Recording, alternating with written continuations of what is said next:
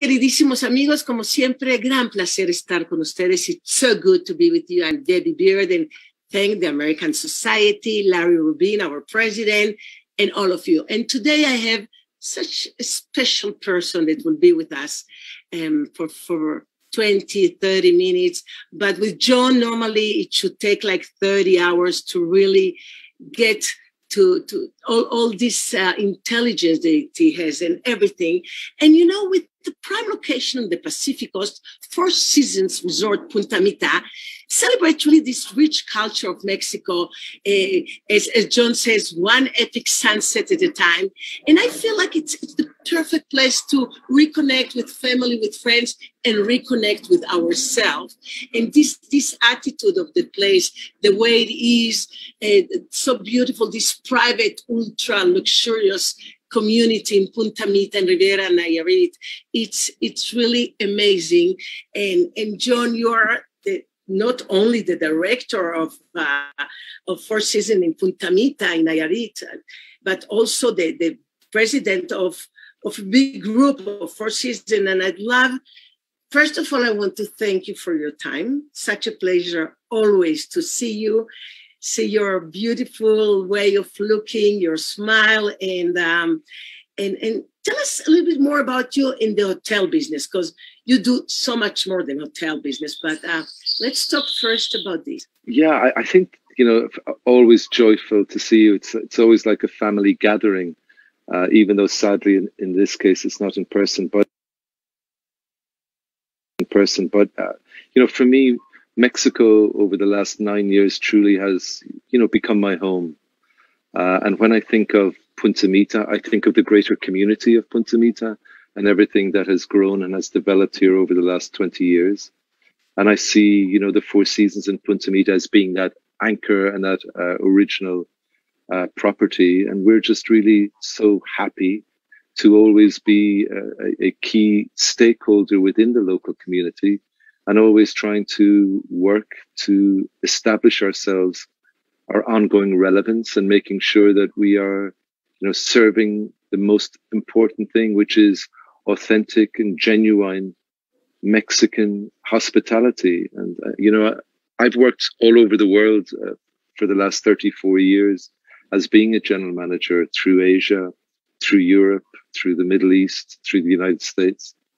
And honestly, I've never been in a place of where, when you think of authenticity and you think of genuine connection, you just think of the Mexican people. And being Irish, I think, is a huge advantage almost anywhere. But here, it's just the resonance of the energy, the spirit, and the can-do attitude that all Mexicans show, and so naturally and authentically, and as an equal, you know, to all the guests that we have from around the world. So, you know, I feel blessed to be part of such an amazing company, Four Seasons, and to have that regional role looking after other properties in Mexico, a new private island we will eventually open in Belize, in Houston, in Seattle, in Four Seasons Tamarindo, 4 hours drive away from here, that will open up at the end of the year. A second property in Cabo that will open up in 2023 in Cabo del Sol, and a number of other projects that we're looking at. And sometimes people say to me, you know, what is Four Seasons' commitment to Mexico? And my answer is really simple, is that, you know, by the end of 2024, we will have more hotels in Mexico than we will in any other country in the world other than the United States. So, you know, people talk about vision and about, you know, letters of intent that they've signed. You know, it's not about letters of intent. It's about what you open, and our commitment to Mexico and to, I think, the cultural and standard bearer and setter of hospitality worldwide is Mexico. And we're just honored, you know, to be part of that journey as an equal stakeholder with the Mexican people. It's so good to hear that. And yes, there's a special vibe in Punta Mita, and there's a special vibe in the Four Seasons Hotel. We visited, and thank to you, many in Portugal and in different places of the world. And all of them has this special way of treating you, of understanding the guest.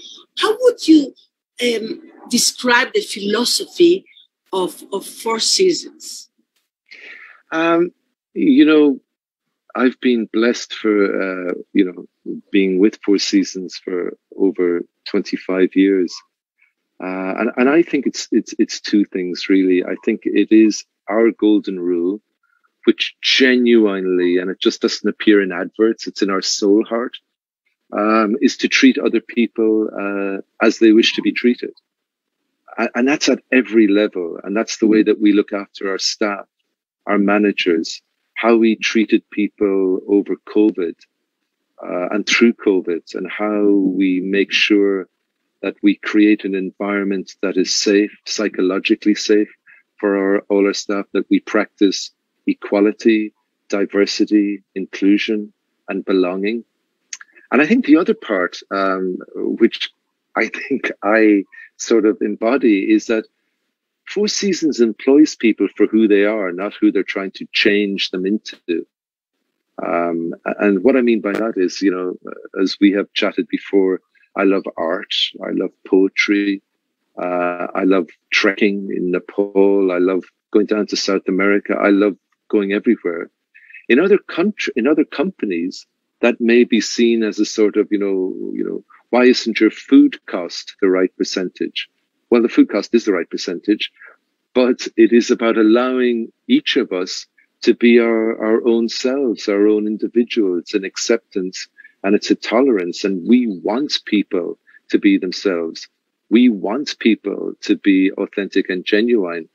And I think that goes back to the first point about Mexico, is that the Mexican spirit is about fun, is about joy, is about sharing.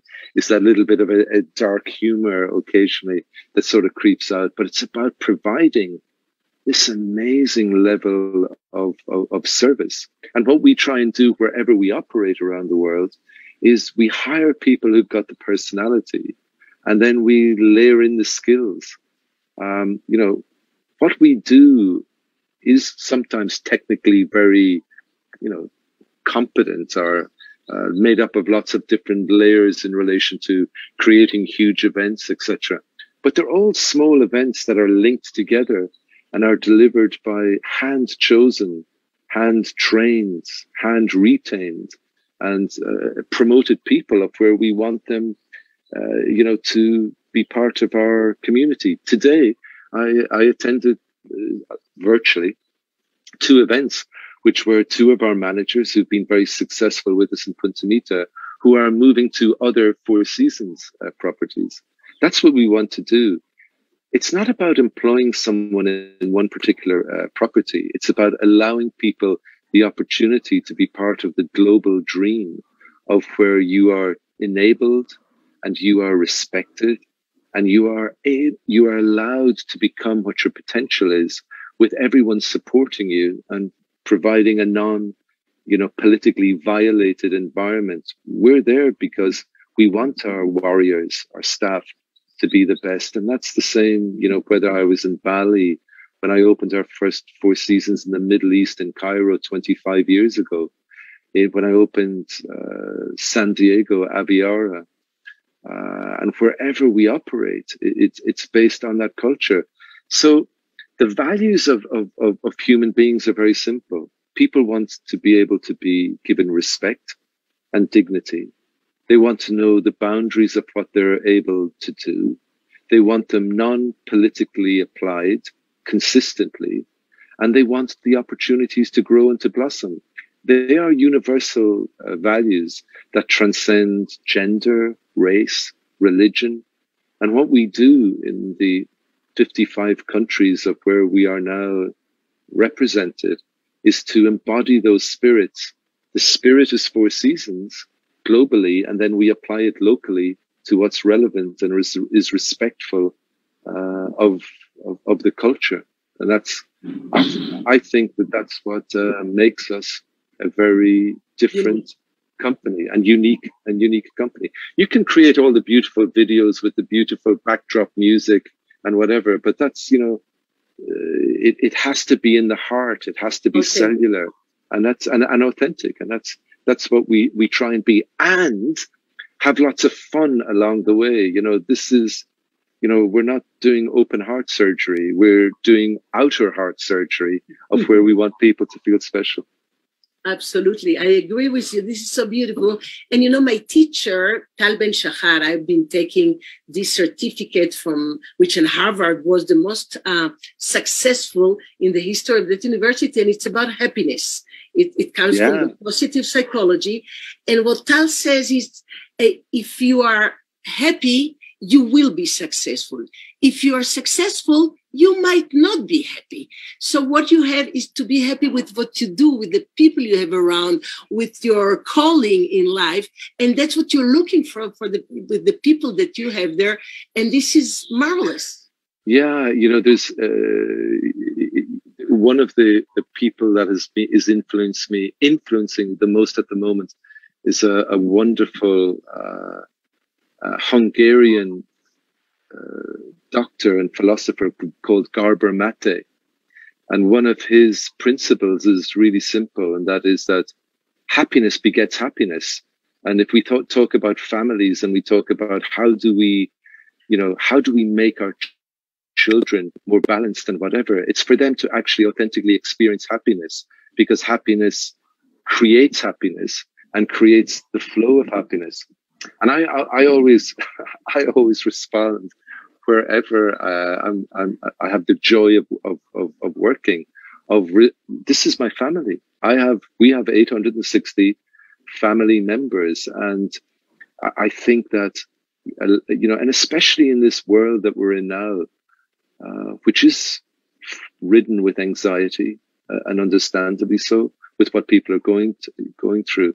I think it's very important that we also embed in that reality, the currency of happiness, because, joy is what also our job is. And I think that, you have to, with our staff and our warriors, we have to create an authentic environment where they know they're loved, and they know that we try and create a level of happiness. Interesting, 2 or 3 times a year, we carry out surveys of our staff to measure their happiness. I'm actually financially remunerated as part of my goals on how happy our staff are. I read something that you were doing also in Bali, and that you are seeing and you were talking about this healthy, psychologically healthy environment, and that makes people happy. It is. And, one of the things that has come out of the COVID world, which I think is really powerful and is so important, and we can think of the Me Too movement, which we are profound believers in, but it's also about the individual and about people assessing their own mental health. And the fact is that, in the past, there may have been a level of subliminal taboo about people talking about it. When I'm chatting every day to my team and my managers, one of my first questions is, how are you feeling? Really? What are you? How are you feeling? Really? That's my. How are you? Yeah. How are you really feeling? And when you tell me, everything's great, well, everything's probably not great. And what can we do? And what we also provide in all our properties, and we tripled it within Punta Mita, is just the anonymous helplines for people to be able to, talk to someone confidentially, and to be able to sort of find ways in which they can be supported and can be helped. The weight that is on people's shoulders at the moment in all arenas of their life, whether it is from their own mental health, their own personal health, the personal health of their family, their financial ability to support their families, it's quite overwhelming. And what we try and do is, within the resort, is to provide an oasis for people. So when they come to work, it is the one place that they can predict all the outcomes. They do know how happy they can be. And they also know, because an awful lot of our guests are from North America, who are incredibly generous to our staff from a gratuity and from a tips point of view, there is a direct correlation between how happy you make a guest feel and also what that personal reward is to you. I'm not ashamed of that. I think that that's very healthy, and I think it's very genuine. So we really are spending and investing a large amount of time and resources to make sure that all our staff are in a strong mental state to be able to deal with what's happened, where we're at, and also the lack of sureness of what is ahead, over the next year, 18 months. We want to arm them with all the tools for them and their family to be able to get above the fray and be able to be strong, mentally healthy individuals and families. You're creating for them islands of sanity for them and for the guest. And that's what helped them with the ultimate currency that is the happiness. I think it is. And, I remember one of the things I love to do is to go to literary festivals, reading my poetry and also moderating. And I remember being in Dubai at the Dubai Literary Festival about 10 years ago. And I also love to moderate. And there was 3 writers who had written 3 different books about happiness. And my role was to moderate between them. And I just found that exercise quite phenomenal, to be able to see it from a medical point of view, to see it from an anecdotal point of view, and to see it from a spiritual point of view.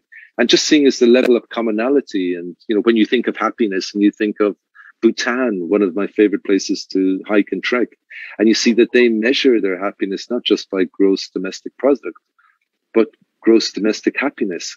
And I think, I'm Irish, so, I can't think of anything too complex.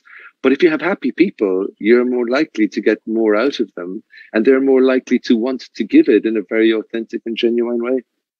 It's incredible. I agree with you. And when you write poems, you have to be, because when I was playing golf with you in the tournament, I think it was the American First tournament, you started saying poems, and you were just inventing them at the moment, and you were talking about the sky and me and the sun. So how does it come to you? And normally they're about love, about happiness. First of all, when you play golf at the level I do, you need something to take your mind off it. That would be number one. And probably with all the wonderful sponsorship we had from the tequila companies, that probably helped as well. For me, I've been writing poetry for 47 years. I've published 3 books. I've attended 6 literary festivals around the world. Poetry to me is it's the equivalent of having a sort of a psychologist or psychiatrist, and you cut out the middleman. Poetry is my way of expressing myself, and is also looking at areas and arenas of life that I want to drop down into, to be able to try and immerse myself into, look around, feel it, and then it's a bit like the way I describe it is it's like a bungee jump. It's being like a bungee jump into your soul, and you go down and you can freeze frame. You can almost touch things. You can't stay down there because there's also a darkness down there, and it gives you an insight almost in sort of alpha mode and beta mode, to be able to get into and access part of your subconscious, to be able to pull things out. And be able to put them together, and I love poetry, and I read it, and I look at perfectly, haiku poems with certain number of words. I love seeing poems that rhyme and have got the different forms of pentameter. I just don't really have that. I have images, I have words, and I try and put them together, but it's an expression of my conscience. My intentions, my light side, and maybe my darker side. It's a runway to the authenticity of who and what I am and sort of wish to be, without trying to, please other people. You can please other people by kindness, and you can please them by being authentic and trying to support and help them, to coach and to mentor them. Poetry is a selfish process for me, and should people like the poems along the way, that's lovely. But should they not, I honor their thoughts. I do not have an emotional connection to how people feel about my poetry. It's what I feel about them that's really relevant to me, without being selfish. So you do research with the people in the hotel and research when you write those poems. Yeah, beautifully said. I do, and it's interesting. It's almost and it's like painting. I will go. I've converted my house. I live on the ocean in Marina Vallarta, and my house is an art studio for about 6 months of the year, and then I pack it away and I don't paint. And my poetry is the same. I will feel it coming, and it's almost a physical feeling of where, oh my God, it's coming. I know I have to get it out, and I then just pour it out, and then try and sort of sieve through the images and the words. I don't over refine it. Because of the thing, I think, part of poetry is about its rawness. It's about its internal symbolism. We don't want it to be perfect. We want it to be us, to express ourselves. I think so. And I love combining poetry and art together. I even love writing a poem on a painting and then painting over it.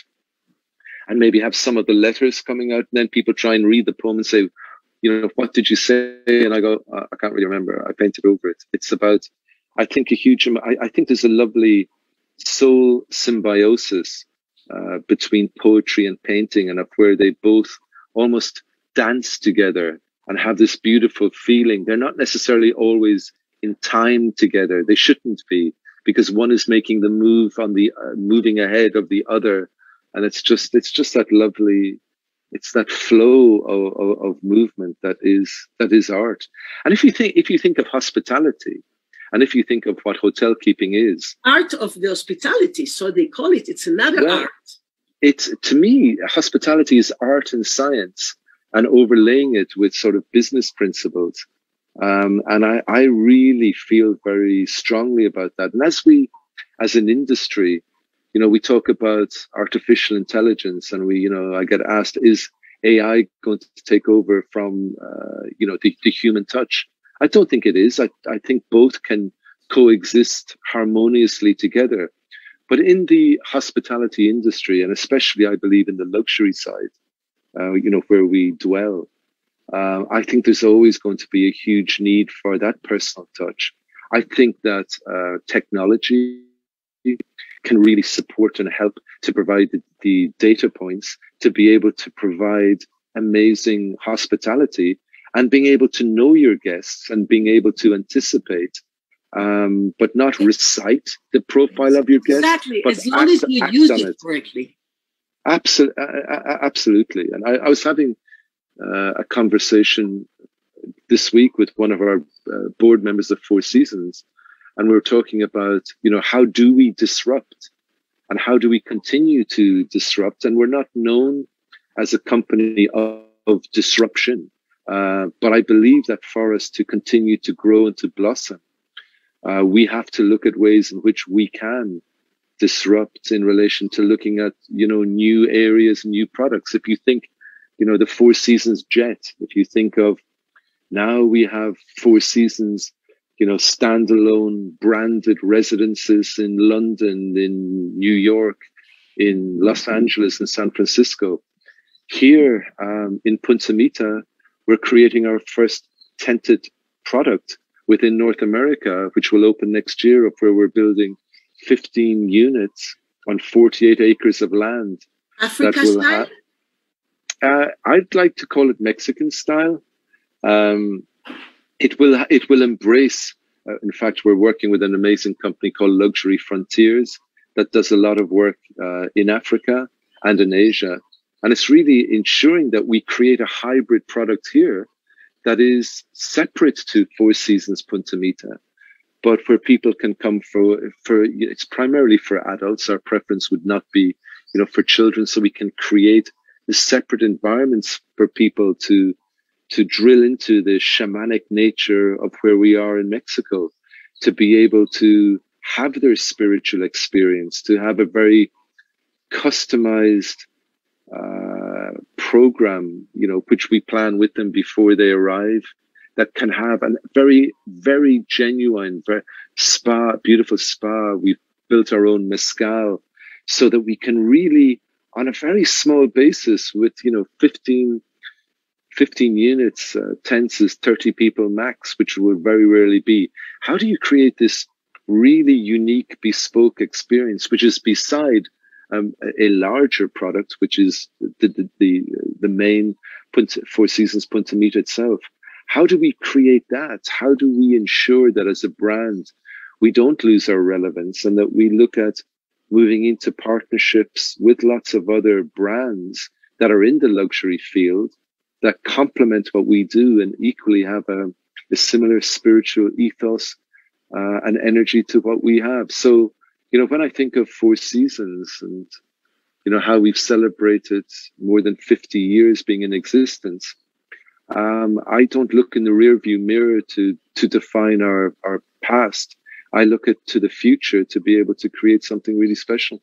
And define the present. It sounds so marvelous. And I've been giving these happiness moments, happiness happenings with wine tasting. I do lots of wine tasting, and it has been really amazing. So whenever you want, I'll go. Maybe we'll bring Tal Ben Shahar, the Harvard super professor that taught me about happiness. I still have all my life to go on learning in this journey, but it could be great. And we'll do these happiness happenings with good wine tasting. Maybe those, That sounds absolutely divine. I would love to. And that's the other part, is that to look at partnerships, not from a return on investment point of view, but from a return on heart point of view. How do we do things that, and happiness is this, elusive journey that we're all on. It's a never elusive goal, never receding goal. If you reach perfect happiness, then I question whether you have a heartbeat or not.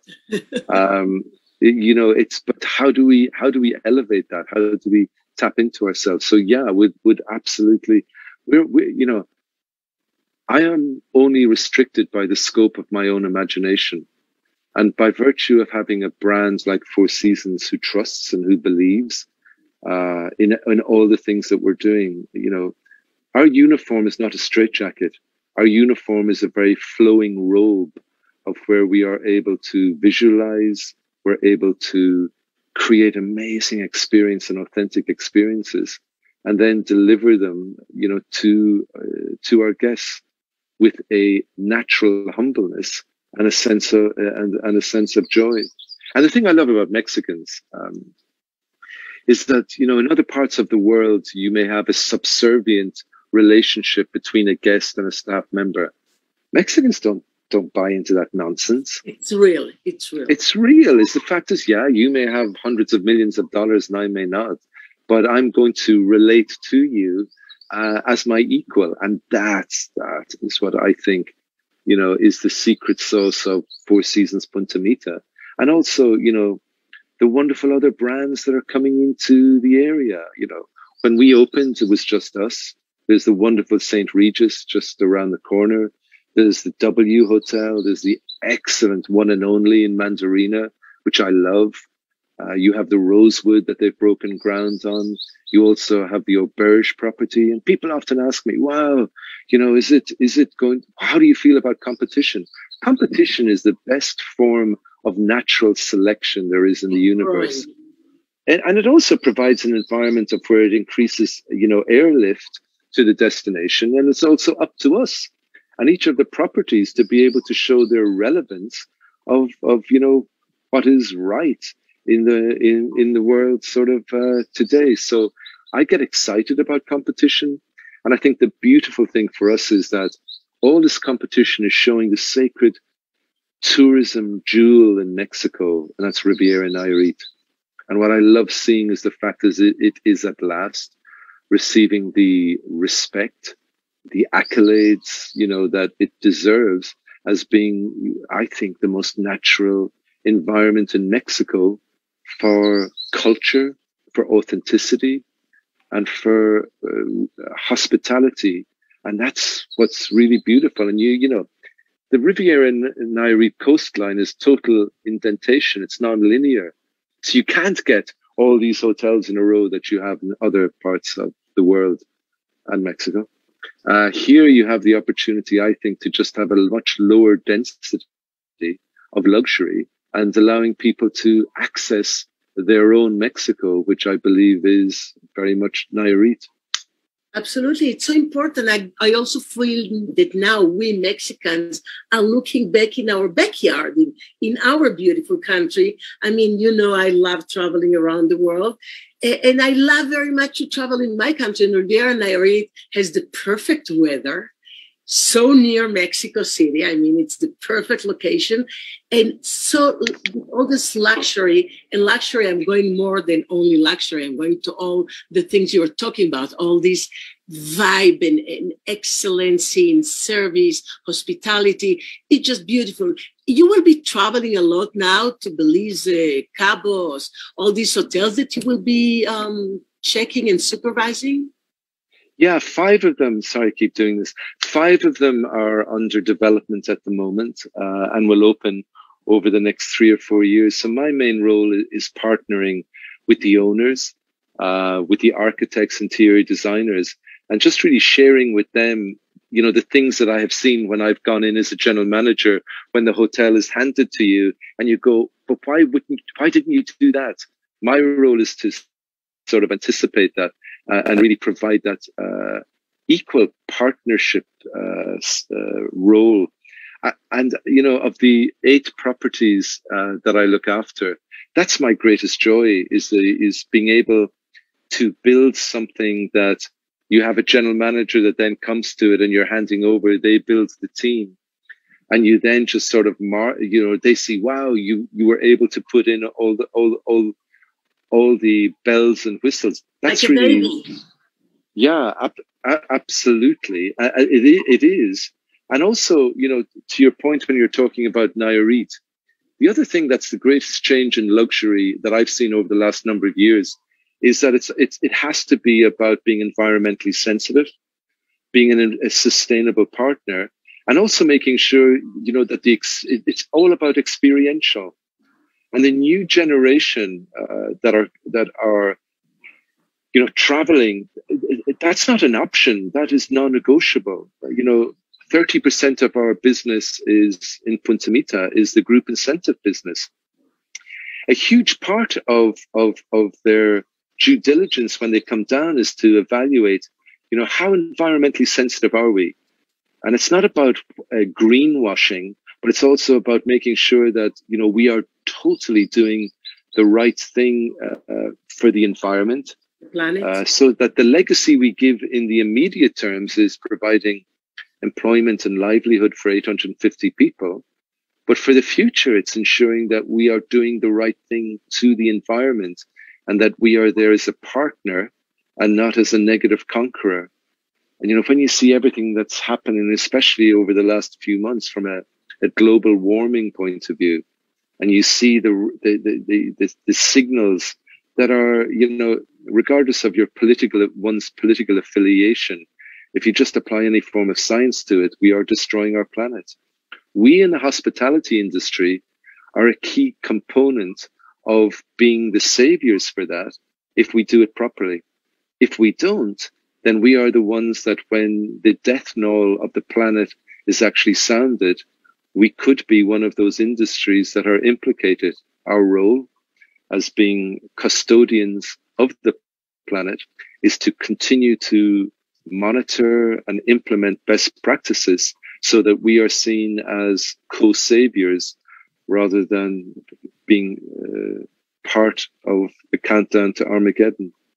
You're becoming part of natural. Oh, yeah. Natural. Yeah. And we have to. We really have to. And that involves, you know, education of all our staff so that also percolates to their families so that, you know, we can make Mexico as it should be. It is one of the gardens of the universe and it's got a richness that's almost, you know, out of this planet. We have to respect that and ensure that it's going to be there sort of for all the generations to come. To give you an example, in our tented camp, the potable water that we have, will actually be taken from the air. We're working with an amazing technology company that have got these equivalents of, they look like solar panels, but they actually extract water from the air, go into a main water system, and 15 of them will provide the drinkable, potable water for all our guests. We will be using solar panels. We will have a level of sustainability in relation to all the products that we use. Our program of farm to table, we'll be growing so much of our products here. The local water is just to make sure that it's sustainable fishing and ethical fishing. So it's not about putting it in your brochure. It has to be truthfully in every breath we take as being partners with nature. In every breath you take, it's such an exquisite moment to listen to you, John O'Sullivan. I don't know how you manage to write poetry, to paint, to manage 4 seasons and be on top of everything that is going on in 4 seasons, Punta Mita, and play golf and run marathons and enjoy every moment. That's why you can manage to do it, because you enjoy every moment. It's life is an amazing gift, and I am blessed by being surrounded. I can see Puppy coming into there.